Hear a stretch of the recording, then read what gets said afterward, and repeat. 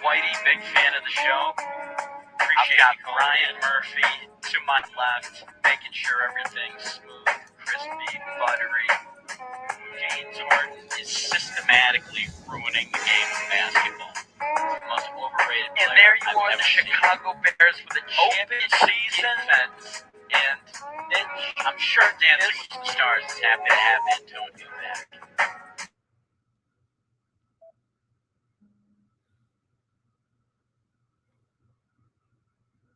You're going to get Zion. That's your bad. Good evening and welcome to. I'm your host.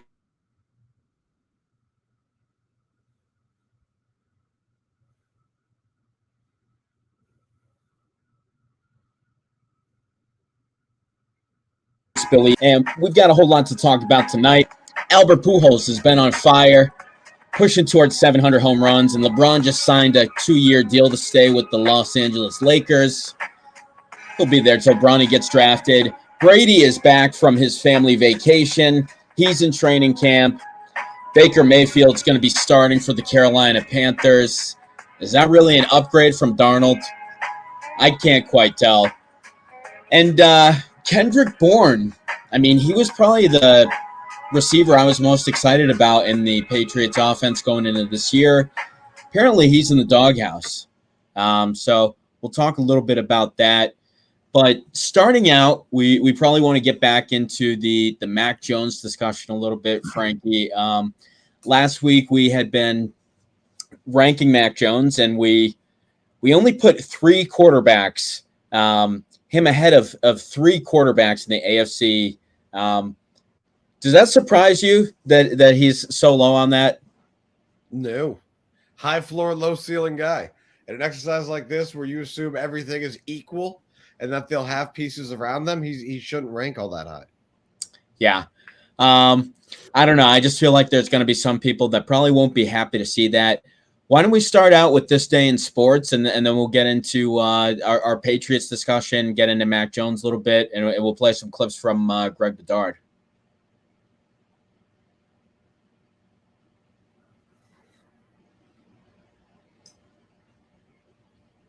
This day in sports? Oh, yeah, let's start with it. I apologize. I thought we were going to go right into the clip.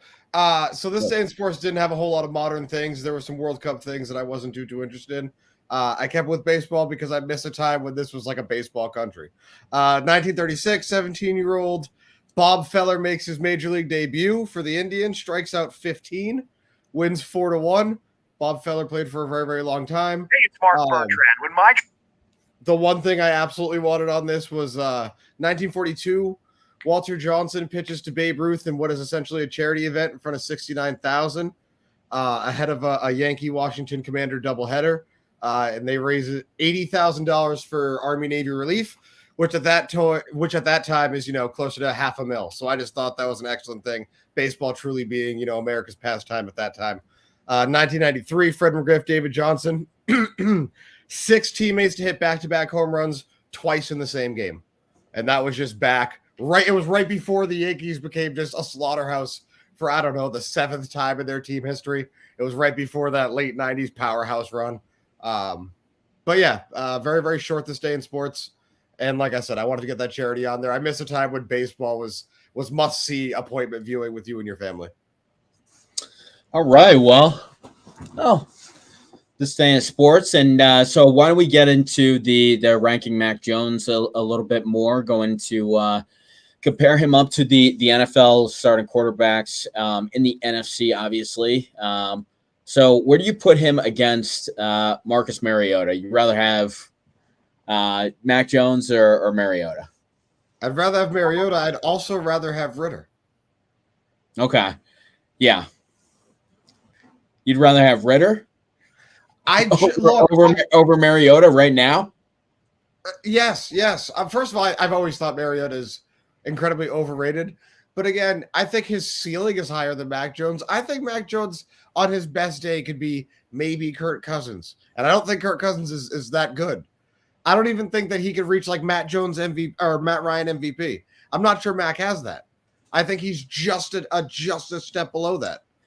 Yeah, I think you really have to surround him with a lot in order for him to be good. I don't think he's going to mess things up, but he's not really going to do anything above that. He's kind of like a C or a B minus. I don't know. It's just you've really got to have a stacked team around him. I kind of look at him as a lot closer to someone like Jimmy Garoppolo almost, with maybe less turnovers. Just like athletically and stuff like that, Jimmy Garoppolo. Mac Jones would be lucky to be Jimmy Garoppolo. Like, well, I don't, but I don't, like I said, I don't understand the Jimmy Garoppolo hate. Like, yes, he missed Emmanuel Sanders. Yes, that would have won them a Super Bowl. But outside of that, the man wins. The man just wins. And yes, he's been hurt. And I don't think Mac Jones will ever deal with any significant injuries, knock on wood. I just think the way that he plays, he's tough, he's gritty, he's smart. He'll get down a lot. He won't take a lot of big hits. But I just don't know how much overcompensating a Mac Jones can do. I'm just not sure if the pieces around him are not great, how much elevating he's going to do to the people around him. I agree. He's kind of like someone who can get the ball to the playmakers, but he's not going to be that person that overcomes. I mean, he's not going to be somebody who comes back like Brady did against the like you can't count on him for those types of things. Like he might keep things going, but he's not really going to do a whole lot more other than that. I mean, like, can you possibly expect that he could keep up with somebody like, like any of the quarterbacks that he's going to be facing, like when he goes against Buffalo or the Chiefs? I mean, I just feel like this offense, it's going to be tough for them to compete with some of the best offenses in the AFC and the NFC, obviously. It's going to be tough for their defense as well, but that's a different conversation. Oh, my God. Well, let's continue with this. We could probably bash the Pats all night, I'm sure. So why don't we get into – all right, so obviously you put him up against Kyler Murray. I'm definitely going to take Kyler Murray over him. I don't even think we have to get too far into the analysis on that one. Where would you go against Baker Mayfield? For 1 year you probably have to go Baker Mayfield, right? I mean, he's probably got more talent, like boom or bust wise. If everything's the same, he could probably make throws that Mac Jones can't. I'm going to be honest here. I think Baker Mayfield might be the third rated quarterback out of those three for me. Like, I would much rather have Darnold, and I'd rather have Mac Jones. I'm not a big Baker guy. I was coming out of college. I've seen all that I need to see. With Sam Darnold, I'm coming close to seeing all that I need to see, but I've never seen it with a steady coach, steady offense, or weapons. So I'm willing to hold out and reserve more judgment because he's younger and has been surrounded by less. I definitely think that Mac Jones would have a much better career, but maybe just for this year, if they were on like the same Pats team, just as far as you could probably do a lot more with him on offense with Baker, right? Be able to stretch the field a little bit more or do something more. I don't know that Baker's arm is that much better than Mac Jones's arm. They both have like pop gun arms. Neither one is slinging it around the yard. Baker has a pretty good arm. Baker's got a slinger's mentality, and he wishes he had that arm. I think a couple of years ago, he threw like one of the longer passes in a game or something like that. Come on, counts for something. I watched Eli Manning close his eyes at a Super Bowl and throw for 50 yards. Okay. You know what I mean? Like, I'm sure Baker did, but I'm sure there was scheme and blown defense and a good wide receiver and, an amalgamation of things that led to that weren't Baker ripping the cover off the ball. I just feel very good about that. All right, so where would you go for Justin Fields this year? Would you take Fields or Mac? Fields. And I think in real life, Mac Jones will have the better year. But again, if all things were equal and Justin Fields were not in purgatory or Chicago, then I think you'd be looking at a much better season for him. Yeah, if Fields was on the Patriots, I mean, I feel like Belichick could do a lot with Fields. That should have been the pick. I would have liked to see him trade up last year and do that, but that should have been the pick. Obviously they wanted Mac Jones though that badly. They were willing to wait for him at 15. They were always going to go for the last quarterback available. And for the record, I believe if that quarterback had been Justin Fields, we would have waited until the second round for Kellen Mond. or draft or something like I that. just don't believe Belichick really wanted a quarterback even. Mac fell. He had to take him. It was a guy Kraft would like and he could sell to his fans. But if it were up to Bill, he wouldn't have drafted a quarterback in the first round. We'd have Isaiah Wynn's replacement, another fat guard that we try to make a tackle.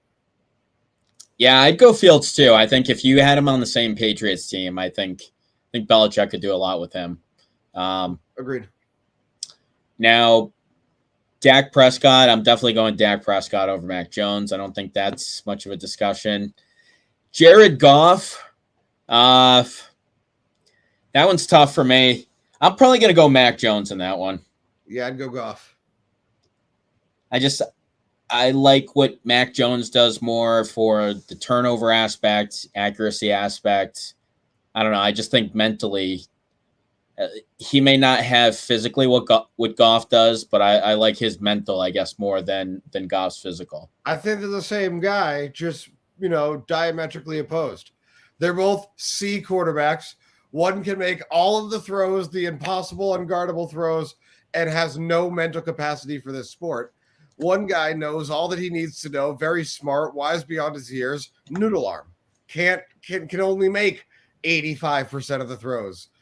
So I think they're the same guy, and because they're so dramatically limited. They have different limitations, sure. I'd rather have Goff because I'd rather err on the side of talent. I'm hoping I can coach that up like McVay did for so long, because there's only so much coaching of Mac Jones you can do. He's only so good. Yeah. Now, here's where we get into a really tough one. Aaron Rodgers or Mac, where are you going to go on that? No, so obviously that one's really not much of a discussion. This next one, probably Matthew Stafford. I don't think that one's much of a discussion either. And even Kirk Cousins, I feel like. Mac Jones is striving to be Kirk Cousins. Yes.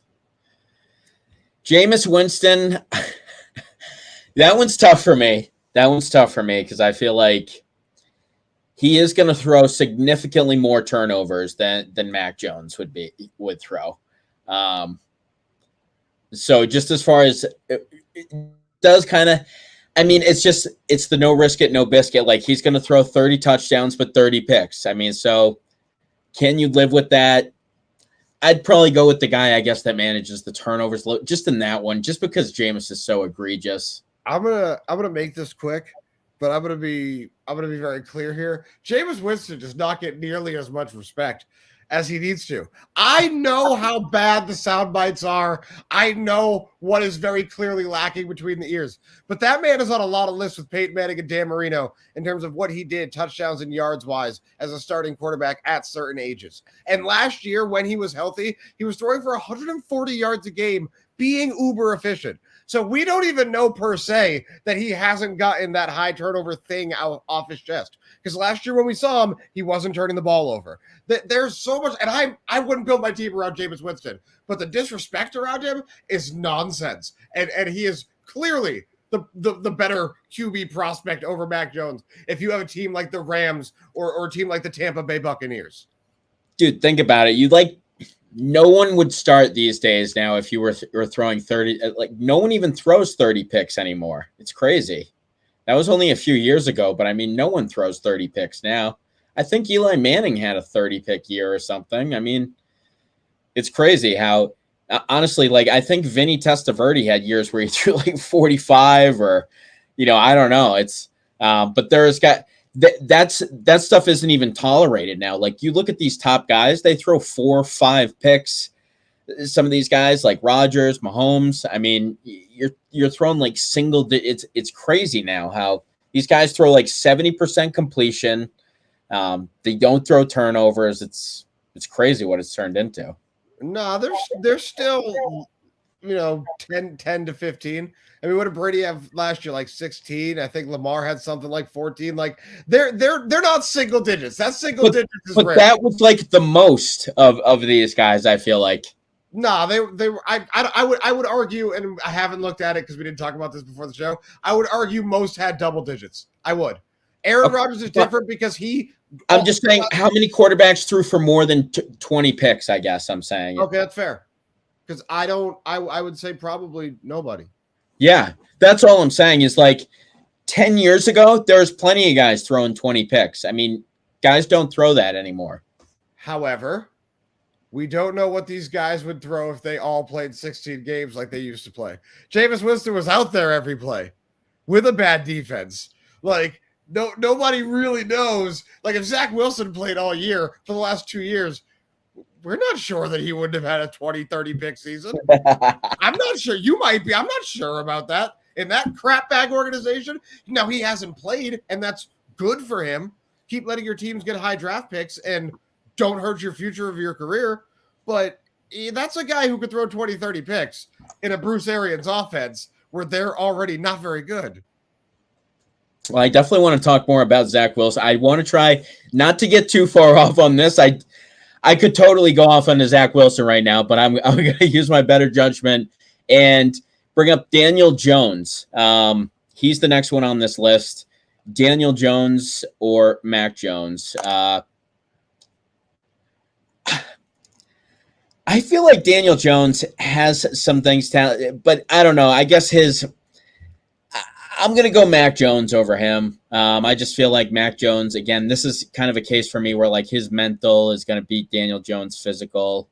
I don't know. I was never a huge fan of Daniel Jones when he was drafted. And I guess if you coach, like say they were both on the Pats, I think Mac Jones would probably have the better year. It's very rare that you know ahead of time when something brilliant is happening right before you. Usually we don't appreciate greatness in its time. Pat Shurmur telling everybody that we know why we drafted Daniel Jones first. I guess you'd have to ask those other teams why they didn't draft him. I knew at the time was going to be gold, and it's only aged so perfectly. Dumb coach who got fired, drafted a dumb quarterback who's not very good. And Daniel Jones, by the way, has a rocket launcher arm. I believe Daniel Jones is like a good prospect, but I've got 4 years of him not knowing what the is up. I have video evidence of him running very, very fast, faster than anybody ever thought he could run, and then falling over his own 2 feet, which is literally reality coming back and snatching him. I mean, that's more of an epitome of what that guy is. No Daniel Jones for me. I'm Mac Jones 200%. I don't care. Daniel Jones, idiot quarterback. So where do you put him up against Jalen Hurts? Because I know that you are not a big fan of Jalen Hurts as a quarterback, but maybe the overall athlete that he is, does that have you considering this, or are you taking Mac Jones over him? I'm taking Mac Jones. I think if you take Tyrod Taylor early in his career, that is better than Jalen Hurts right now, or he'll ever be. I just do. You hate Jalen Hurts. No, I don't think he's special. I think he's doing something that is now coveted that just 5-6 years ago was not really coveted, and it was used against you. I think the same thing that was used against Tyrod Taylor is literally used for why Jalen Hurts has a job, and I don't think he's that good. I just don't. I think he's a back 12 quarterback, somewhere between 18 and 32 is where Jalen Hurts is. He's just not that good. I'll take Mac Jones over him as well, but I want to take Hurts here, but yeah, I'm not a big. Huh? I said Hurts is Black Tim Tebow. He's a leader, and he's got all these intangibles, and he's the Pied Piper, and his teammates love him, and he's completed 2 passes a game. Okay, I mean, there's a difference there. His rookie year, he had like 50 completion percentage. Everybody's like, oh, he's ascending. Oh, yeah, he's ascending. It's very rare that you get Josh Allen, 57 completion percentage, 73 2 years later. You know how rare that is? Jalen Hurts is only going to be so good. I'm sorry. I don't see it with him. I don't. No, I don't feel like he's going to be great. I don't. But, I mean, I'll still take Mac Jones. I guess I just don't know exactly how to justify it. I'd rather have Davis Mills than Jalen Hurts. I do not believe in Jalen Hurts. Well, Davis Mills, I don't think Davis Mills is too bad. Well, no, but he's also a bottom 50. Especially for how much you hate Jalen Hurts. God, you must. I mean, is there anybody that you don't like over? I'd rather have Taylor Heineke. Okay. Your point's clear. Trey Lance.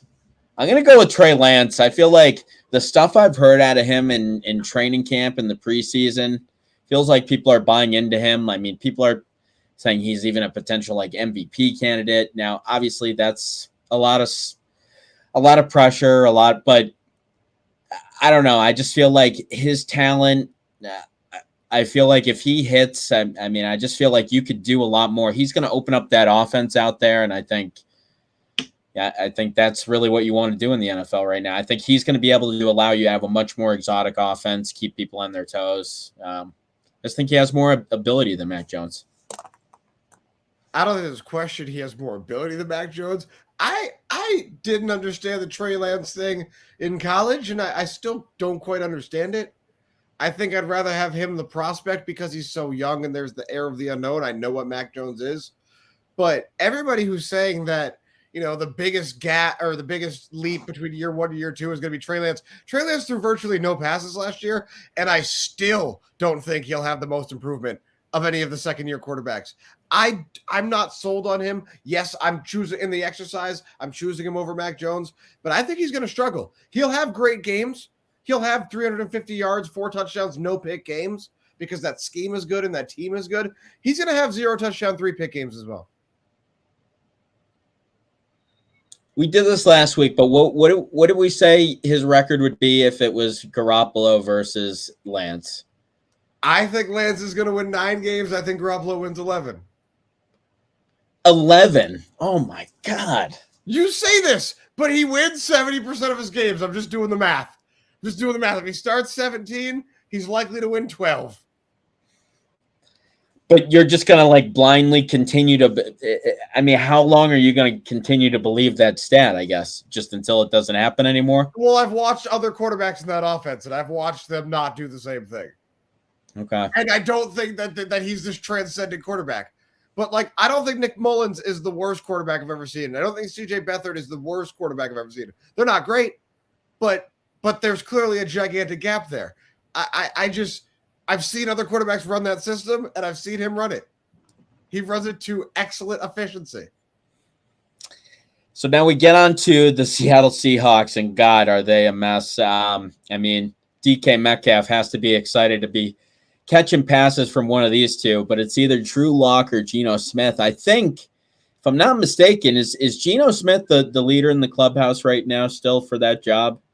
Yeah, I believe he is, which is stunning in every single way. Stunning. I mean, why wouldn't you start Lock? I mean, he's young. I mean, you know what you have in Geno Smith. What's Geno Smith? Like, he's got to be, 32 now?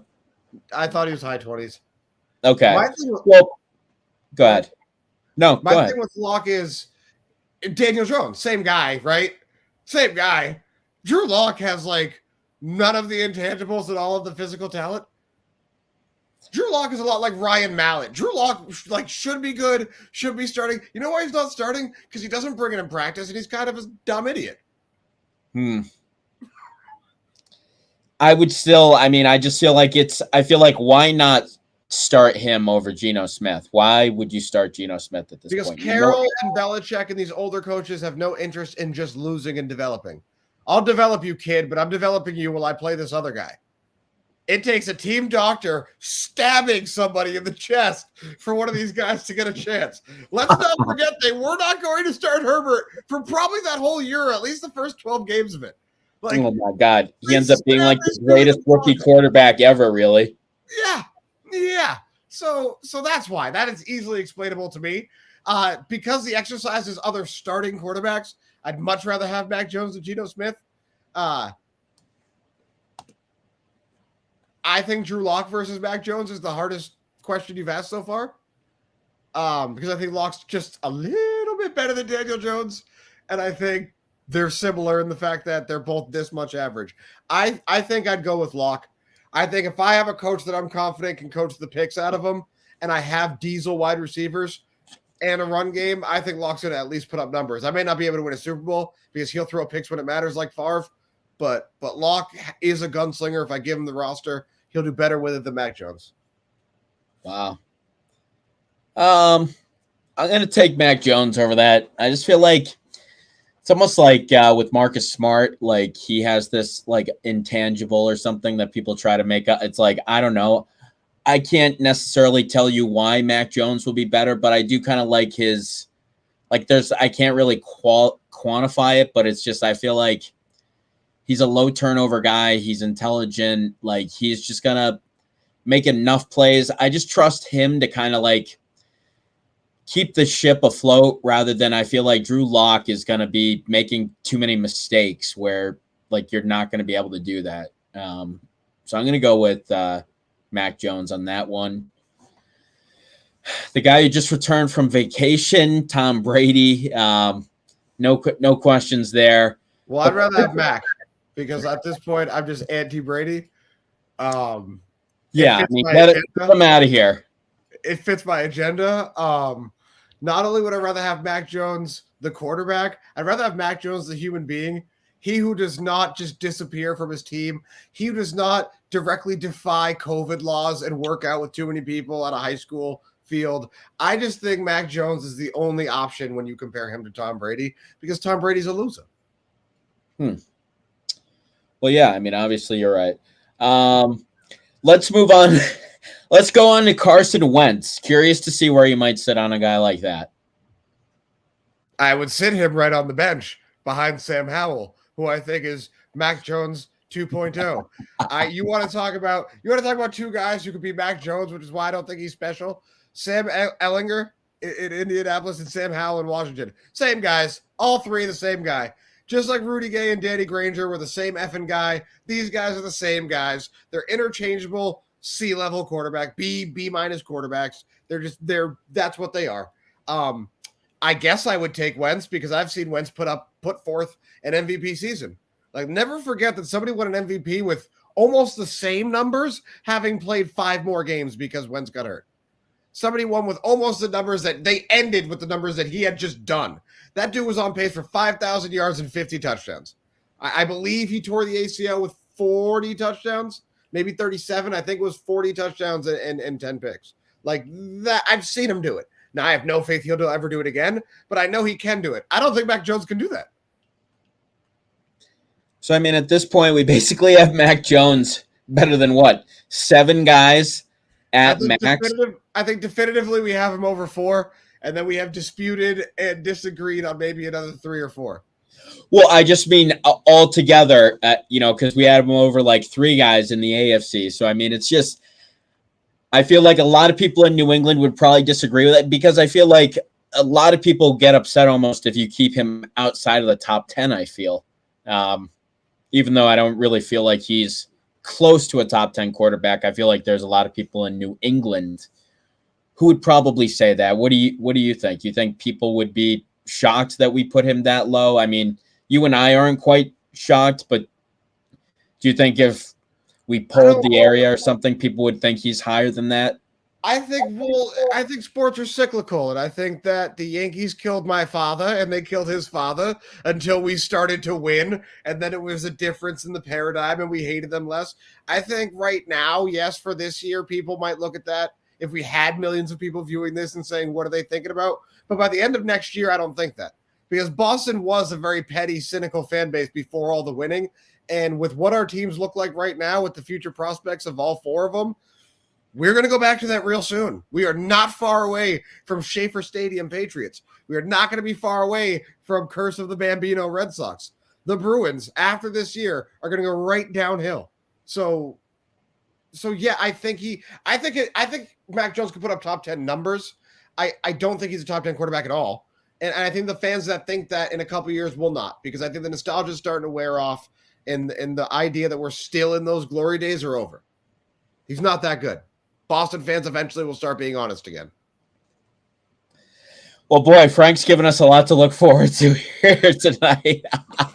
Oh, boy. Well, yeah, I feel like it's not even necessarily an indictment on Mac. I feel like you could win a Super Bowl with him, but you would need a stacked team in order to do it. He's not special. He may reduce turnovers but he's not. They're not going to be able to keep up with some of these offenses. They're not. Well, if we had a defense that could hold teams to 25, we could score 25 a game with Mac Jones.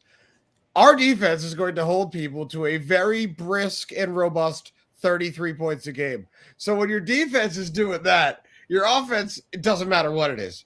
Even if it's number one, you're just going to lose. We're going to lose a lot this year. We can't even get the Bills off the field. I mean, it's nuts.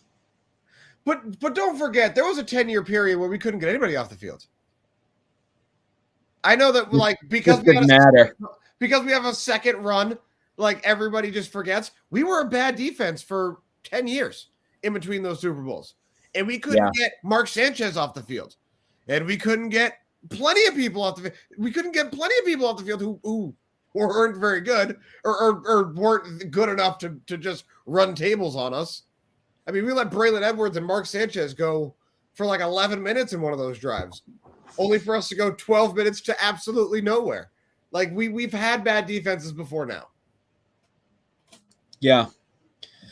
Well, all right. So, I mean, that's our Mac Jones exercise. I think he's lower than I would have thought. I would have thought we'd have him at like 20. We realistically have him closer to like 25, which is that's a little further down than I would have thought. If I had to guess before, I would have thought we would have had him around like 20. Well, let me ask you a question. Where do you think we would have had him if it's just right now where they are? So Mac Jones on the Patriots and then some of these guys on their crap bag organizations. He probably would have been closer to 15, but not much closer. If we have him at 25 and 15 is the target, he probably splits the difference and ends at 20. He definitely wins in the Carolina conversation, but like, I'm not convinced. I'm just not. So yeah, we do have a couple clips actually. We have as we're on the Patriots right now, we should probably play that clip from Greg Bedard. He was at the Pats training camp today out in Vegas. I guess it's like 109 degrees out there. My God, I thought it was hot here, but I mean, there's no way I could do that. Too hot for Brady and Gronk? Apparently, Dana White is trying to grease something down there. I mean, do you think there's any chance they agreed to that? Yes. Because I said that on the show when we were still doing it at Seasons. I said, look, I really think that Vegas has it. I know he's looking at houses out there, which he was. Since then, been confirmed. I know he was. And that's no surprise to me. I'm shocked at Mark Davis didn't do it. I almost said Al Davis. I'm shocked Mark Davis didn't do it. Why do you need Gruden if you have Tom Brady? The only reason you have Gruden is because you wanted to sell tickets again for your crappy team. Sign Tom and you fix both problems. He sells jerseys and he doesn't suck. At that point, why were they so invested in keeping Carr? No, they were invested in Gruden. It was Gruden.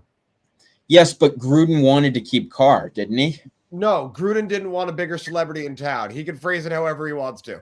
Gruden didn't want a quarterback with Tom Brady's pedigree to come in and tell him just how bad his offense was and tell him just how stupid he was running this organization. Yeah. Arians doesn't like Brady either. We know that Gruden's a big Peyton Manning fan, so maybe he, is upset. It's not that, because at that point he wouldn't have taken Peyton either. He didn't want a celebrity quarterback. Peyton the sheriff. Yeah, but he didn't want a celebrity quarterback. He wanted to be the guy. Gruden's second tenure failed for the same reason his first tenure failed. He wanted to be the guy. He wanted to be Chucky when he was in Oakland. Then he went to Tampa Bay and he wanted to be the guy, despite having three of the best defensive players at their position ever in Rondé and Brooks and Rice and Sapp. That's four. I said three. He had four of the best at their position. And he still thought he was a celebrity. I've never been a Gruden guy. Love him as an entertainment personality. As a coach, he has way too much ego. That is not a guy who's going to make people listen for a long time. He can galvanize for a year, maybe two. It's going to fall off the rails with a guy like that. I can't stand Gruden. And if you're Mark Davis, the idea that you chose that guy over Tom, laughable. It's why you're where you are.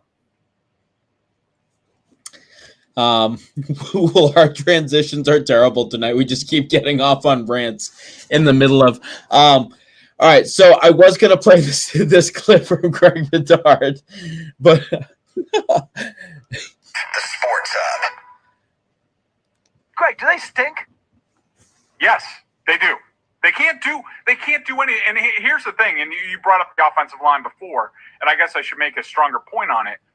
Like, you can have I love Mac Jones. Mac Jones is a good quarterback. I love a lot of their wide receivers. I love their running backs. I like their tight ends when they're healthy. And Hunter Henry was out there today, doing his thing.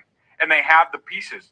But if you can't block up front at all, which the Patriots can't do right now, none of the other stuff makes any difference.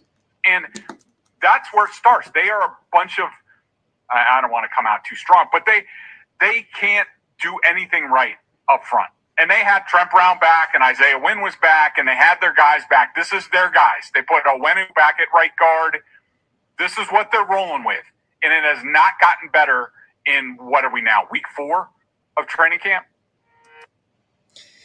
So there we just have a little bit of a snippet there, and I feel like he's a guy that, you could trust pretty well. I like his football intel, and I mean, he's really close to that team. He knows a lot, and like all these years, he's really praised this team all these other years. So, I mean, I feel like you could trust him when he's criticizing them a bit here, but you hear them not being able to do anything well. He went on to say that they look like an expansion team with just not really having any type of chemistry on offense. Frank, it sounds like not a lot is going well.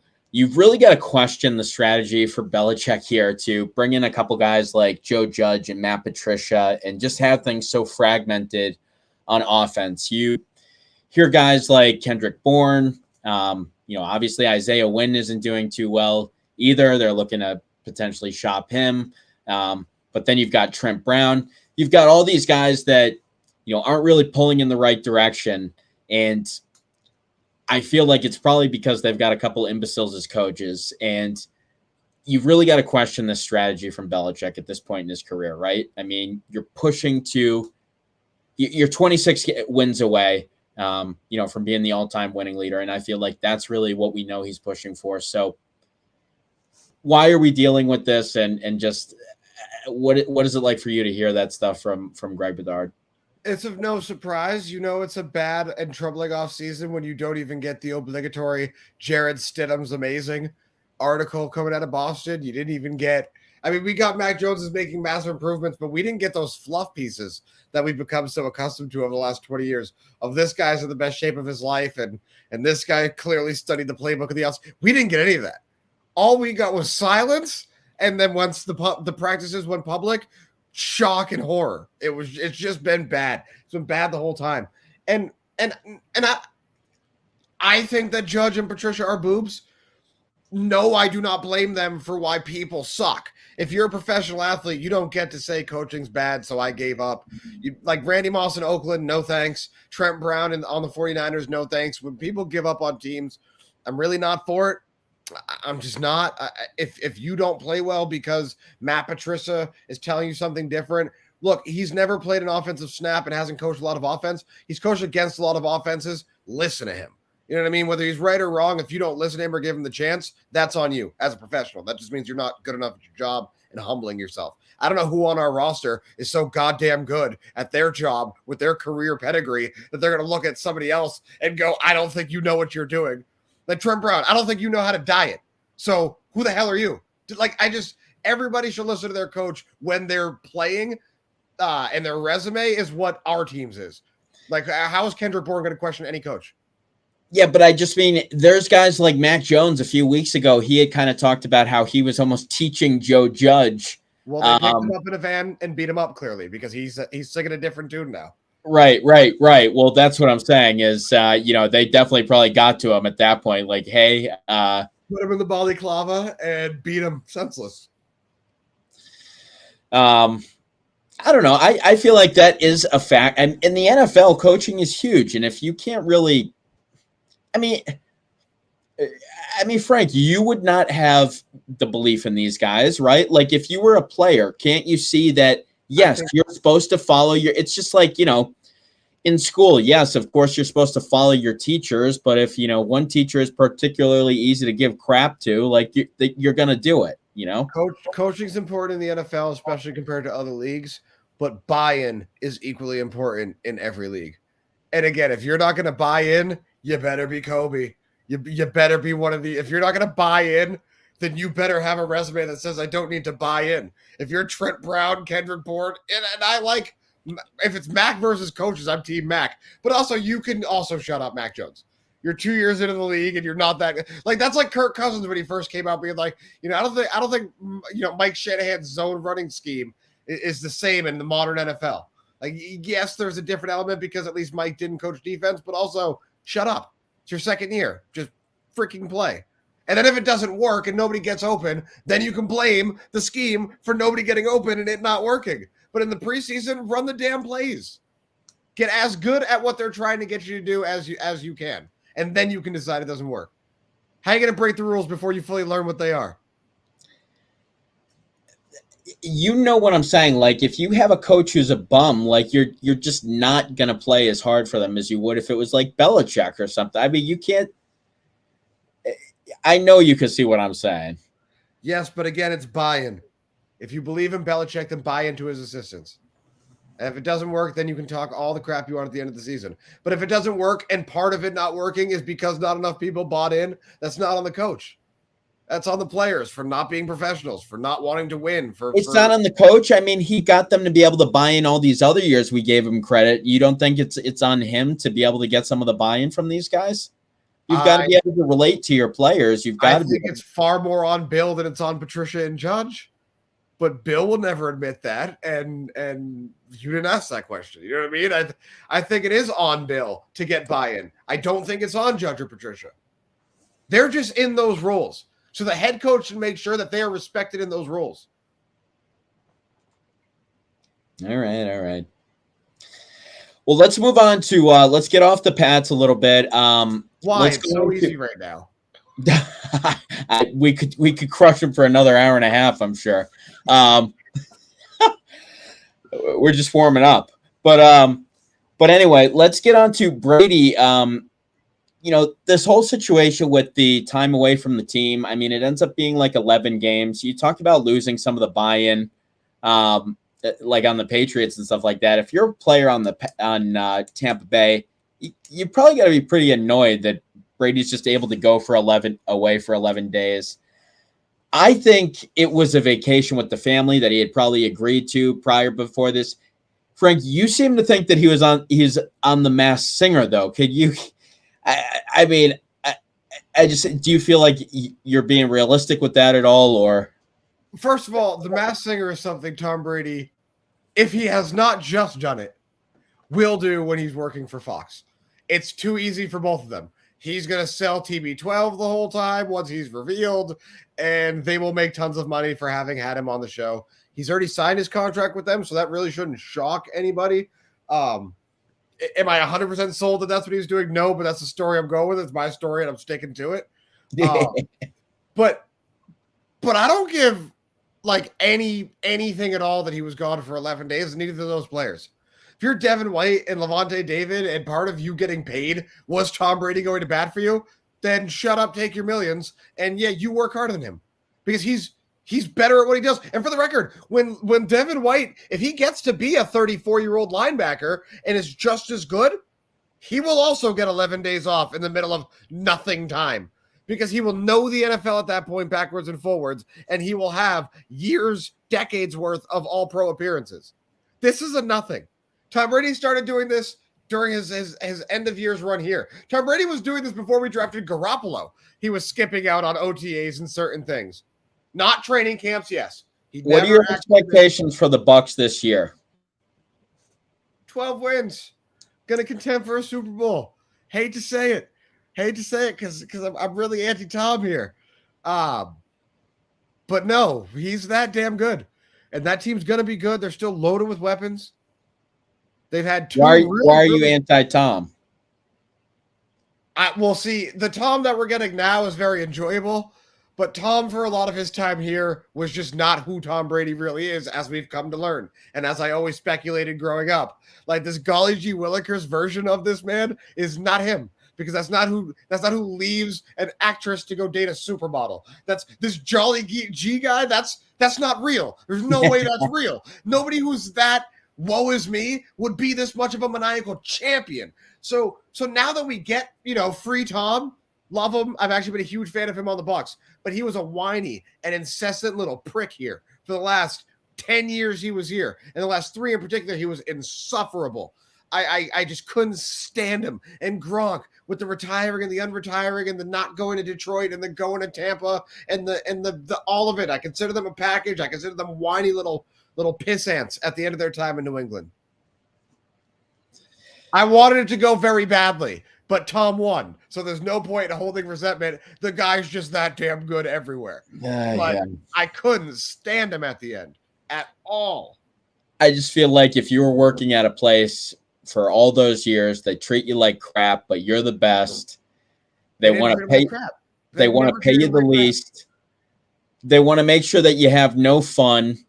I mean, it's just like all I know is when quarterback cap numbers get really, really big, the real money they're getting gets really, really small. Typically how it works. Tom Brady never saw those big cap numbers, never reached the end of a 4 and 5 year deal, signed a new signing bonus every 3 years where he got $100 million in the bank. He may have taken less as far as cap dollars, but as far as real dollars go, that dude did not take a whole lot of discounts. That's been my contention the whole time. I know what the cap looks like, but are you kidding me? First of all, he got real estate in Patriots Place. Don't tell me that wasn't part of the deal. You're lying to yourself. It's all of it. Tom Brady, again, new signing bonuses every 3 years. Never, ever was big against the salary cap, but not getting paid a lot because it's front-loaded. I mean, the guy just got 17 front-loaded deals and signing bonuses. That's not taking a discount. It's making sure the cap number stays low. It's never getting, it's never resetting the market value. What proof do you have? I mean, that he's, got all this money. I don't think you're being on the real estate thing. No proof at all, except for common sense. No. I just mean, how much money did he really make more in these signing bonuses? How many signing bonuses did he actually get? Everybody says he was never at the top of the market and he gave money back. I'm saying when Cutler and Stafford and all these guys got to the end of those deals, the real money was low. The cap number was big. So the idea that he never counted a lot against the cap does not mean to me that he did not get paid commensurate real money. All those years they told him to, like, hey, you're taking the discount now. We'll get you at the end. They never did, No, but they got him in the beginning. That's what a signing bonus is to me. Again, when your cap number is $50 million and your real money's 12 and your signing bonus that year is 15 and you rip up that deal and sign 3 for 100 and you get 90 deposited into your account the next day, that's not a pay cut. I'm sorry. Oh my God. I mean, how many other athletes have gotten these? I mean, so now we're going to go into all these different guys that have taken these, multiple. I just feel like we usually go off the real money that these guys actually get. I have no idea how much he made in signing bonuses, but I'm talking about like actual money that we know about. I mean, if any of these guys are getting more money somewhere else, we don't really know about it. Well, I'm sorry about that, but Bill trades picks into oblivion so you can never find out the true value of his trades, and he's notorious for doing it. I don't find it all too hard to believe that is exactly what happened here. I'm like, yeah, I'm sorry. I just feel no, I'm sorry. I've never been just a full subscriber that he's giving money back. I just don't think that's how athletes work. I don't think that's how he works. I just think that the team is smart enough to figure out the salary cap. In the same way that I'm pretty sure Bill doesn't have a real salary, they have a coaching budget and he gets the remainder after he pays everybody else. I'm convinced that's how they do it. That's why he pays these guys $25,000. That's how their actions dictate it. And again, I don't think that Tom was out here going, hey, I'm the 12th highest paid quarterback. Also, can I buy some land in Patriots Place? I just don't think that's how those conversations were had. No, I don't have evidence of that. But in the business world, that's almost never how those conversations happen. Like, what are we doing here? Obviously. So let's get on to the LeBron just signing that deal out in LA to stay there for a couple of years, $97 million.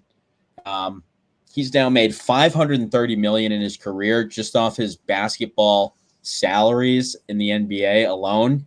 I mean, so you think about the endorsements, I mean, what were you saying? I said that's a guy who's giving money back. Yeah. It was only on one contract, but he actually gave money back. Because in the NBA, it's different. He actually gave money back. Only the first contract with Miami, but every other contract, he has reset the market because he's a selfish, terrible human being. I don't understand why the Lakers signed him to this deal. I don't. Like, and again, athletes, I've always contended athletes are always worth it if they're like merchandise movers. They're worth their weight in gold, even though they're overpaying Russell Westbrook. They're going to sell Russell Westbrook Laker jerseys this year, so he's going to be worth that money, even if athletes you think shouldn't be getting paid that much. That's a different conversation. LeBron is worth that money, but if you're the Lakers, you're now even more tied to him. If you're the Lakers, you would have been better off just keeping Brandon Ingram, Lonzo Ball, and that whole cast from years ago. You would have been better. No chance. That team would have won a ring, you're saying? That team would have contended for 10 years. They may not have won a ring, so maybe their height wouldn't have been as good. But the Lakers have also been ass contended for 10 years. But the Lakers have been ass since they won it. So would you rather win a title and be bad for 9 years or contend for 10? It's a debate I'm willing to have. But that's what we're talking about, because it's not like the Lakers have been good since they won, and it's not like they were good for the 5 years before they won. What's contend? That team would contend. What? Lonzo Ball and Brandon Ingram, that team's going to contend. They played together. And Josh Hart and Julius Randle and being able to draft and acquire free agents during that time. I'm honestly not very impressed by any of those names. I mean, Julius Randle's good, but I mean, he's not even really like a superstar. No, you're talking about a poor man's Durant, a poor man's Chris Paul with less scoring. And I get it, but that's still better. That would produce more than what they've got the last 2 years. They've gotten less out of LeBron than they would have gotten from that cast, whether you're impressed or not. Because Julius Randle won more with the Knicks and Ingram won more with the Pelicans than the Lakers won, and that shouldn't even be possible. They won a championship. In the bubble, which I don't give full credit to, and they've been bad ever since. I don't know what you don't understand about this. They won a championship because AD got 5 months off. It's never happened since. It didn't happen before. It doesn't matter how. In 20 years, when people say that they had a championship, people aren't going to remember it was the bubble year. They'll remember it was the one time Anthony Davis didn't suck eggs by the time June came around. Yeah, it doesn't matter how you do it. They did it. I don't know. I mean, I guess we'll get into that topic another time, but I would probably rather win the championship than be competitive for all those different years. I mean, go over the top and win the championship. The Lakers have been a joke for the majority of the last decade, and that shouldn't be possible. Players want to go there. It's a proud fan base. LeBron won them that one ring, and they've been bad ever since. So you'd rather be the Celtics than the Lakers, basically.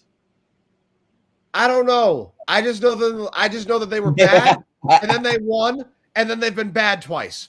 I know that the 4 years he's been there, they've been bad 3 of them. That's what I know.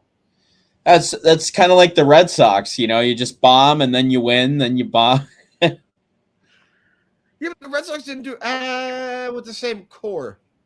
They never did it with the same core.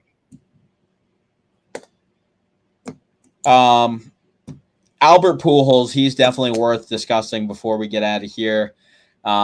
He has 8 home runs in the last week. He had 6 home runs going into the week. Guy is 42 years young at the very least. And it's just incredible what he's doing. I feel like I didn't even have 700 in sights for him because he said that he was going to retire going into the year, I believe. I don't think he officially committed to it yet, but I think it's thought to believe this was the last year of St. Louis. But, now he's only 6 home runs away from 700. So he could potentially get there this year. You think there's any chance if he doesn't get there that he comes back next year? I mean, I know Bernie Mac and Mr. 3000 regretted it. You definitely stole my thunder twice, and that's painful because I was set up for that joke, and that's okay. I'm just going to move on. It bothered me that A-Rod didn't go for 4 more. It will bother me if Pujols doesn't hit another one and retires 6 shy. And yes, it bothered me that Bernie Mac decided to sacrifice hit instead of going for a base hit. I was going for the Mr. 3000 joke. It's amazing you beat me there. Amazing. I'm actually quite proud of you. Hey. You know, and I was like 50-50 on doing it too, so I'm glad I committed. But Pujols, I mean, who the hell isn't rooting for this guy? He's been absolutely hot ever since the All-Star break, and to be close to 700 home runs, I mean, there's only a couple people that have done it. My fear is this is it, because I tell you guys all the time, when you get older as an athlete, when you were elite, you can still be just as elite, but for just a smidgen of time. So him going on, I think, what was it, 7 in 10 days or 7 in 11 days or something absurd? Not shocking, because I think he can do that once a season if we're lucky twice. I don't know that we'll get it, and I think those numbers will plateau. I think his average is up to 277. He's got 14 home runs. He's probably going to finish somewhere around 260, and he's probably going to finish with 15 home runs. But when people are older and great, they can always kind of summon greatness. It's just how long can they do it for? And this has been very exciting. It really has been. I don't know. I'm rooting for Pujols. Yeah, and he's definitely. I feel like he never did roids too either. I mean, you never know with these guys. You kind of just got to go with your gut. But I feel like he looked the same size when he was 18, 19 as he does now. You know, that's because they come in on roids over there. But also, I don't think that doing or not doing roids has you higher or lower in the pantheon. I have never considered that part of the criteria. Everybody is gaining competitive advantages all over the place. Whether they are touching massage therapists or splicing HGH with Adderall so that they don't get popped, or Peyton Manning's whatever his thing, like the cream in the clear from Barry Bonds. I don't care. I genuinely don't. I don't care if it's a bunch of weed. Like, I don't care whatever it is that these athletes think they need, because I'd rather it be regulated. I'd rather we actually allow these things than just cast aspersions like other people are doing it too. Like, you can't vilify the ones you catch and then be like, well, I'm going to elevate this guy who never got caught. Yeah, but A, he might have been doing it, and B, he wasn't as good. So how about we just stop trying to play God and jury and just look at what they did on the field? I don't care whether he did roids. He's amazing because he came in and was good immediately. Well, there's another 48-year-old in sports worth talking about this week. Udonis Haslam is going to be back in Miami, signing up for his 20th year there. Why do they keep bringing him back as a player? I mean, literally, he plays like 3 games a year for like 2 minutes, gets in a fight with Jimmy Butler. I mean, I just can't understand why. Can I bring that question back around on you? Don't you think part of the reason he is being brought back is because he has the credentials and pedigree to be able to have that fight with Jimmy Butler? I got news for you. Karl Anthony Towns is better on his worst day than Udonis Haslam has ever been. But when Jimmy Butler takes the bench players and decides he's going to show up Karl Anthony Towns, Towns folds like a picnic table. Udonis Haslam looking at Jimmy Butler's face and being like, yeah, you're better than me, but I will just smack you. I'll just beat you up, and I've got more rings than you, and shut up, is an invaluable factor. I'm sure there are some coaching restriction is probably the answer to your question. It's not sexy. That's probably the answer, where they have enough assistants and they're only looking for him to be a coach on the court. And you know what I mean? It's that sort of thing. They're not bringing him back to play. They haven't brought him back to play in 5 years. They're just like, Daddy, can you please come home? You don't even actually play. The team needs me. They need me. What, though? But that might be a Pat Riley thing, because I think Eric Spoelstra is one of the smartest coaches in the league. I don't know that he's a leader of men. So him and Udonis Haslam may very well be a package, and that's wild speculation, but I can understand a myriad of circumstances in why they'd keep bringing him back. They never bring him back on money that hurts the team. I'm never going to judge a man for continuing to re-up on that. If I had a good enough arm to be a backup quarterback, I would have been a 25-year backup quarterback. As long as they would have had me, I would have been on the bench making $4 million. So I'm not upset with Udonis, but it's got to be something to do with Spoelstra, or just they love having him on the court, on the bench for that organization. Yeah. No, and obviously it has to be some type of answer like that, but I don't know. I'm just like, come on, the guy literally plays like 3 games a year. I mean, he's in his scrubs You never even see him in his actual jersey. But he fights. He's like a goon in hockey. He's that's their Sean Thornton. Like, that's an important, indelible piece to whatever it is they've got brewing over there. Yep. You think do you think PJ Tucker is gonna keep tackling Kevin Durant if he had a bodyguard? If Udonis Haslam was like, all right, PJ, I'm just gonna punch you next time you do that. Do you think KD would get an open three maybe after that? Maybe. So he provides value. You know what I mean? Probably clear some space. Yeah. He's got value. Well, hey, we're thankful that everybody could clear a little bit of space for us and their schedule. Appreciate you guys tuning in. We got a big week in sports here. We'll see how the Pats look coming into next week. I'm sure we'll continue to go. We'll talk a little bit about that. See if Pujols can keep up some of the things that he's got going. And obviously, we've got to rank some of the rest of the divisions and talk a little bit about fantasy. But that's a little bit of a preview towards next week. We'll see you then. Take care.